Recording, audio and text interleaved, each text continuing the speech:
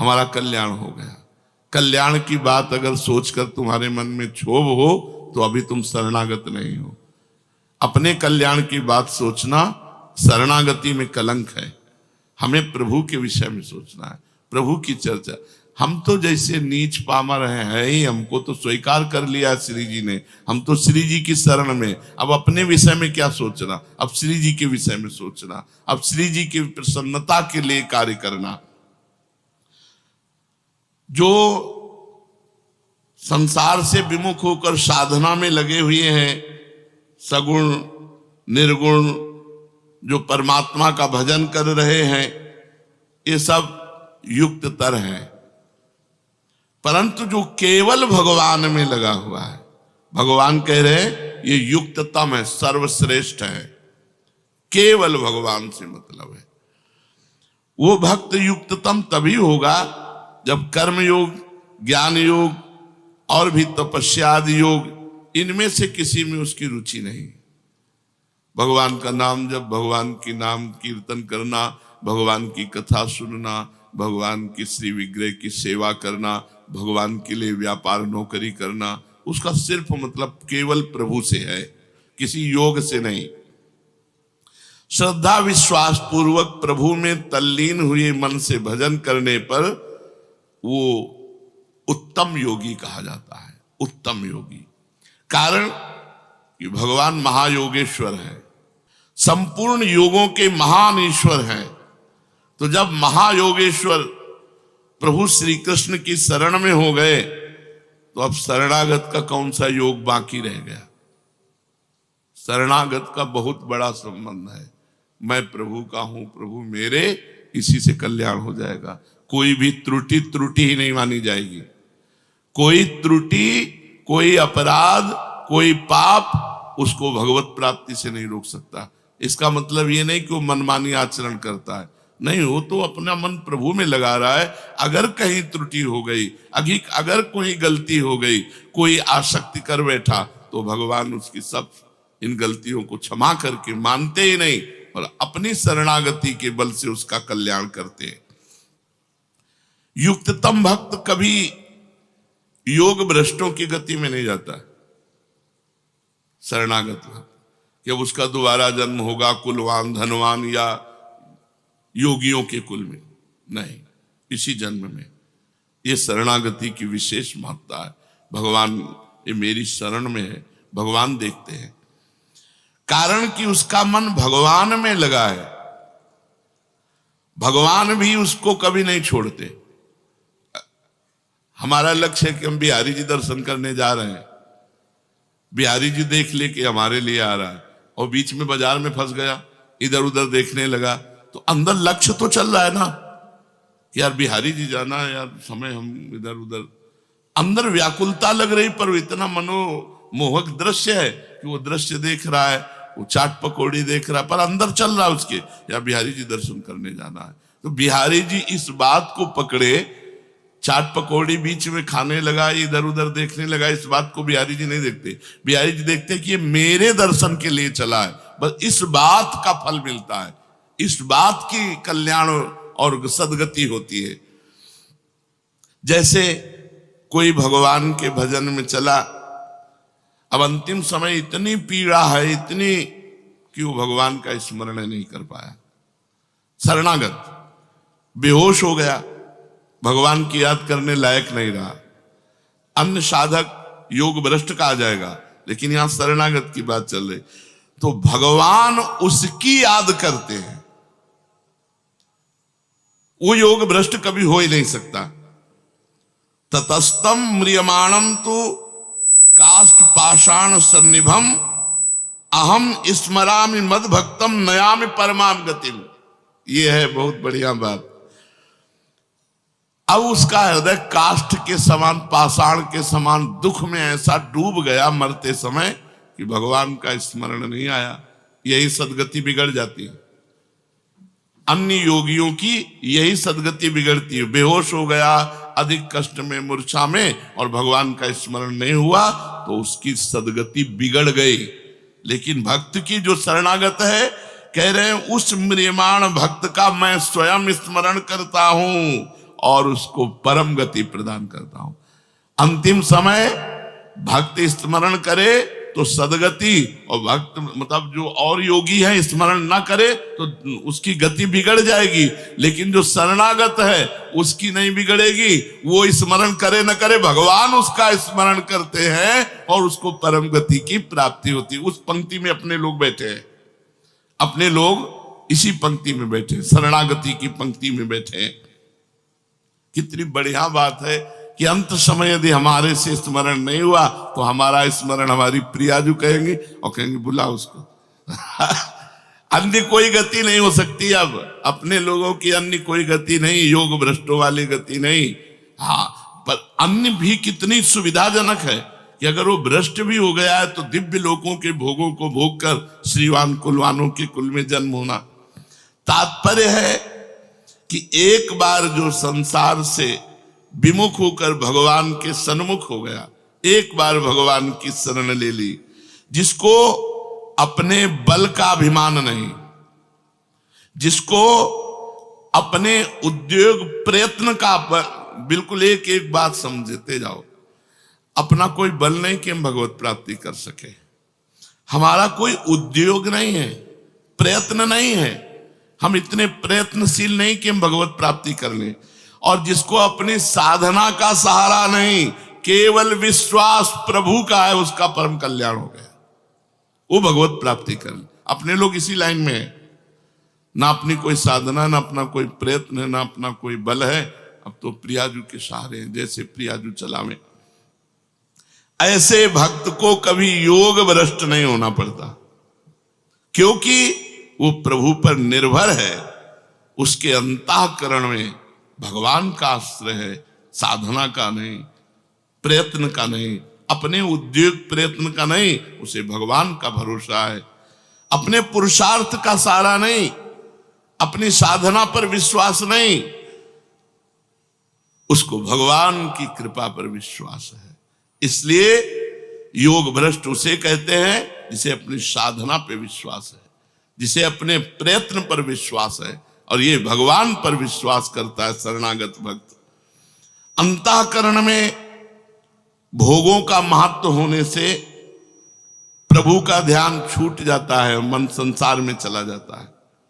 अगर ऐसे समय में प्राण छूटते हैं तो कोई भी साधक हो उसका संसार में जन्म होगा, उसे योग भ्रष्ट कहते हैं। लेकिन जो भगवान का शरणागत है उसका नहीं, क्योंकि अंतिम समय भगवान उसका स्मरण करते हैं, इसलिए वो योग भ्रष्ट हो ही नहीं सकता, वो भगवत प्राप्ति करे। अपने लोग उसी पंक्ति में बैठे, अपनी साधना इसी बात की है। अगर अपने बल का सहारा विश्वास और अभिमान ना हो और संसार में मन जाए तो भगवान का भरोसा है, तो योग भ्रष्ट नहीं माना जाएगा। फिर सुन लो इस बात को, अपने साधन का, प्रयत्न का भरोसा नहीं है, भरोसा प्रभु का है, प्रियाजू का। और मन खूब संसार में जा रहा है, उसका मन संसार में जा रहा है, वो अंतिम समय भी संसार में चला गया, तो वो योग भ्रष्ट नहीं होगा, क्योंकि प्रियाजू इसका स्मरण करेंगे और वो प्रियाजू के पास पहुंच जाएगा। अपने लोग बेपरवाह रहिए, हम श्यामाजू केवल अभिमानी, टेढ़े रहे मोहन रसिया सो बोले अटपट बानी। ये बात बैठा लो, हृदय में बैठालने की है। अब हमारा अंतिम नहीं बिगड़ेगा, क्योंकि अंतिम में प्रियाजू हमें याद करेंगी। जीवन में जितना बनता है हम श्यामा प्यारी रट रहे हैं, और जब हम रटने लायक नहीं रहेंगे तब श्यामा प्यारी हमारी स्मृति करेंगी और हमारा मंगल हो जाएगा। कारण कि ऐसी अवस्था में मन तो संसार में चला गया, लेकिन आश्रय भगवान का है, इसलिए आश्रय से उसका कल्याण हो गया। उसने साधना का आश्रय नहीं लिया था, उसने प्रभु का। ये बहुत मीठी बात है, बहुत अमृतमयी बात है, क्योंकि उस समय हमारे बस की बात नहीं रहती। हमारे बस की बात तो अभी भी नहीं है, जब मन जहां चाहता है वहां चला जाता है। तो उस समय, अंतिम समय जब हमारा आएगा, उस समय मेरे बस की बात नहीं, तो उस समय प्रियाजू स्मृति करके हमारा परम कल्याण, परम मंगल करती।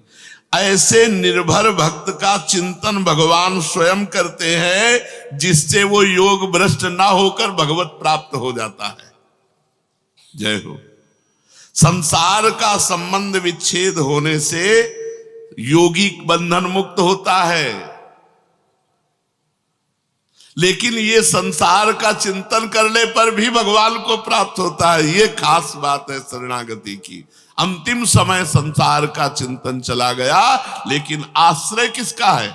प्रियाजू का। अंदर आश्रय प्रियाजू का, प्रभु का आश्रय। तो इसका परम कल्याण आश्रय से हुआ, मन आने जाने से नहीं।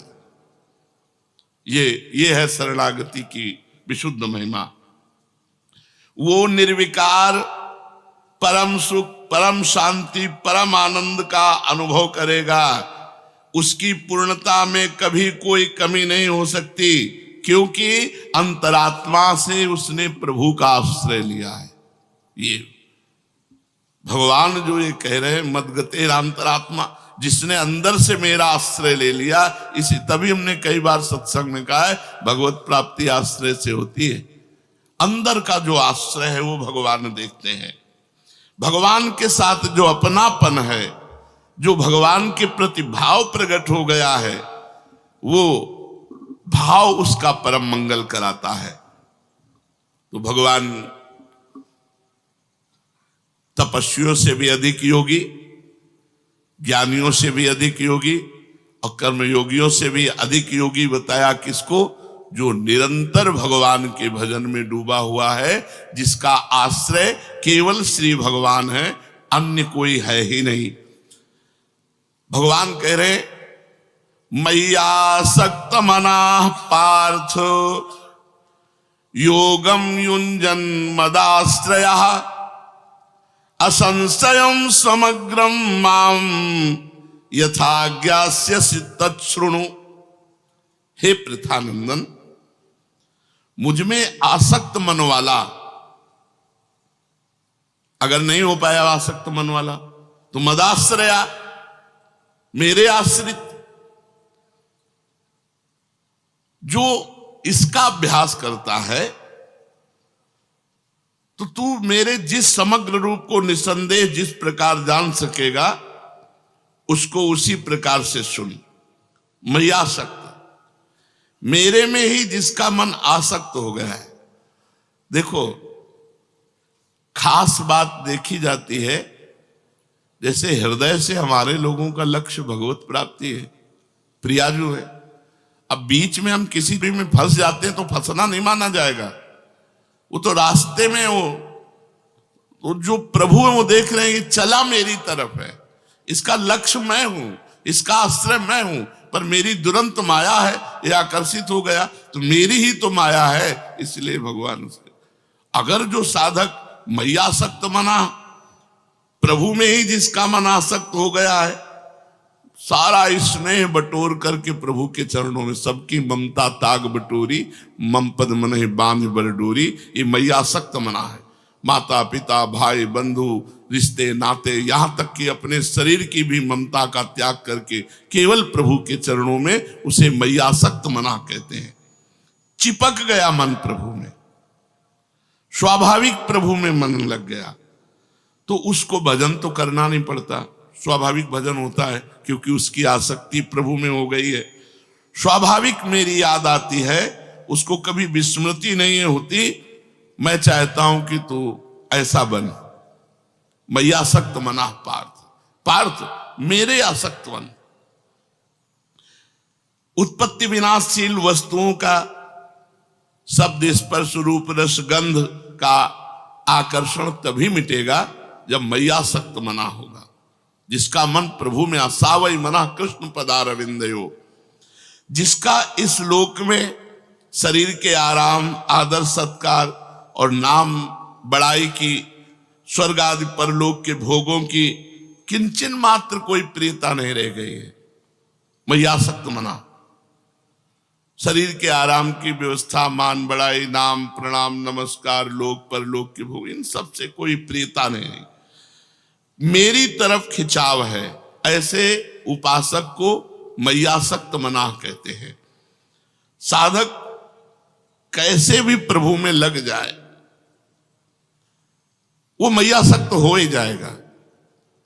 अगर वो कहीं इधर उधर चलेगा ना, मन चलाएगा, तो उसको ऐसी ठोकर लगेगी कि अपने आप सही मार्ग में चलेगा। पक्का मान लो, जिससे आसक्त होगा वही ऐसे वचन कहेगा, वही ऐसी क्रिया कर देगा कि उसका मन हो जाएगा, अरे मैं तो परमार्थ छोड़कर, भगवान छोड़कर इसके लिए आसक्त हो रहा हूं, ये हमें क्या। वो अपने आप सही रास्ते में आ जाएगा। जिधर वो आसक्त होना चाहेगा, तो ये भगवान की भी तो जिम्मेवारी है। भगवान खींचते हैं, कृष्ण आकर्षण। हमको और कोई विषय खींच करके अपने में रोक नहीं सकता अब, क्योंकि भगवान ने खींचा है। खड़े हो सकते हैं, लड़खड़ा सकते हैं, लेकिन लक्ष्य नहीं बदल सकता। अब ये लक्ष्य नहीं बदल सकता कि चलो अब ये भोग मिल गया, विश्राम नहीं। उसका लक्ष्य अंदर जागृत है, भगवत प्राप्ति। अंदर लक्ष्य उसका जागृत है, भजन। और थोड़ी देर के लिए मनोरंजन के लिए रुक गया, तो उसी मनोरंजन में ऐसी चोट पहुंचाई जाएगी कि उसका हृदय व्याकुल होकर फिर भगवान की तरफ भाग पड़ेगा। और देखो, निश्चिंत हो जाओ, हम लोग प्रियालाल की शरण में हैं। बस इतनी चिंता करने की बात है कि उनका भजन न छूटे, उनका आश्रय न छूटे, किसी व्यक्ति का आश्रय न हो जाए, कि कहीं धन का आश्रय न हो जाए, कहीं साधना का आश्रय न हो। सर्वेषु साधन वरेषु चिरम निराशा, तो वर्षंत में सहजाद्भुत शोक की धाराम श्री राधिका चरण रेणु महाम स्मरामि। अपने को नरक स्वर्ग की कोई चिंता नहीं है, अपने को बस चिंता श्री जी की सेवा की रहनी चाहिए। और भजन साधन जो दिनचर्या है, ऐसे मार्ग में लगे हो कि अंतिम समय वो हमारा स्मरण करके ले जाएंगे। हमारी जिम्मेवारी नहीं है, हमारी जिम्मेवारी नहीं। जैसे अंतिम समय हर योगी को मन को संभाल कर परमात्मा में लगाना होगा, अगर नहीं लगाए तो भ्रष्ट हो जाओगे। लेकिन अपने लोगों को ये भी बात नहीं, मन संसार में चला गया तो प्रिया जो है ना हमारी, वो हमारा स्मरण करेंगी और अपने पास बुला लेंगे। श्री राधा वल्लभ लाल की।